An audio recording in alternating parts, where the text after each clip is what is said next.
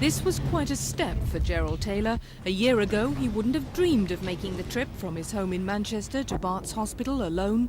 He'd had a whole series of major heart attacks and never went out without his wife.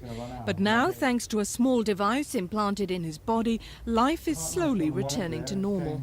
It's called a defibrillator, the size of a small hip flask. It acts as a booster, giving Gerald's heart a sizable 700-volt shock whenever an attack is imminent. I'm sure that everyone is familiar with this.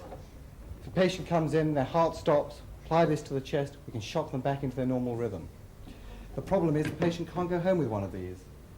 This is an implantable heart booster. If the patient goes home and has a severe rhythm disturbance of the heart, this device will automatically shock the heart back into its normal rhythm.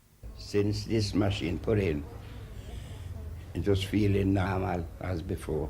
So you feel perfectly normal in yourself? Normal, yes.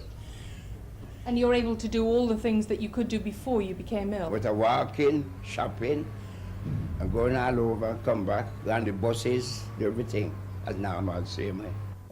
The booster costs around £10,000, and in Gerald's case it's easily proved its worth. Since it was fitted 9 months ago, it's been triggered 30 times. That means Gerald's had 30 attacks, not all of them potentially fatal, but some perhaps. Doctors wouldn't pretend the device is right for every patient. Still, they do reckon it could save thousands of lives. The problem is the government has no plans to fund it, and hard-pressed health authorities can only afford the occasional operation. Helping to push back the frontiers to make these devices more applicable, yet we don't have the money available to implement this research. Frustrating for you as the doctor? Infuriating.